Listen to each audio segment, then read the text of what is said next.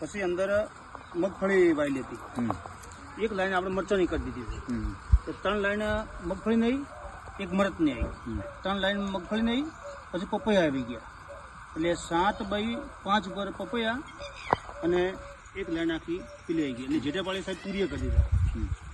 તો સારું, હાલ ફૂલ અને મરચાં ચાલુ જ હતા અને મગફળી આવી. મગફળી સાહેબ હમણાં લીધી અને ફૂલને મરચાં ચાલુ છે.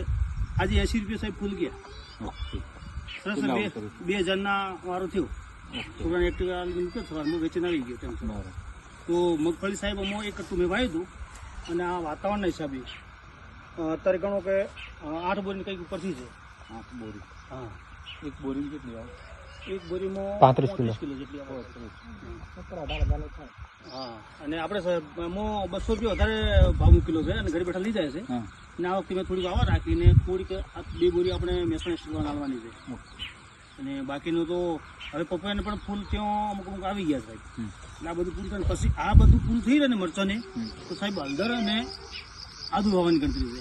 એટલે નીચેનો પાક થઈ જાય એટલે ઉપર પેલો પપૈયા રહી જાય. બરાબર. એટલે આવી રીતે સાહેબ ગણતરી છે મારે.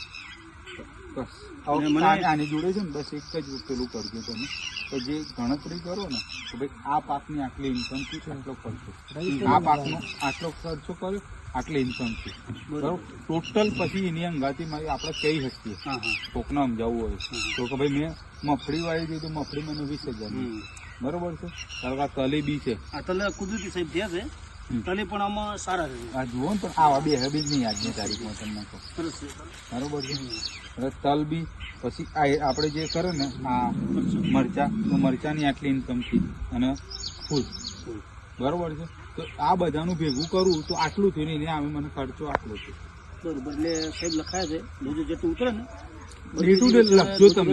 કહેવાનો આ શું છે, 1 વર્ષની અંદર એક જ પાક આપણે કરીએ છીએ, બરોબર છે. એની જગ્યાએ આયરી આપણે 3-4 પાક કરવાથી ખેડૂતને ફાયદો કેટલો થાય છે, આપણી જમીનની વિવિધતામાં શું ફેર આવે છે, બરોબર છે. જે આ ધારો કે તમે મલ્ચિંગ આવ્યું અત્યારે રહ્યું આ બધું, બરોબર છે, તો એના કારણે જમીનની ફળદ્રુપતામાં વધારો થશે ને, અને પાછું કર્યું એટલે અંદર નાખ્યું, તો એ બી આપણે બીજા ને ત્રીજા વર્ષે કહી શકીશું કે જો ભાઈ આવું કરવા છે. સાહેબ મને ખૂબ સંતોષ છે. આ નીકળી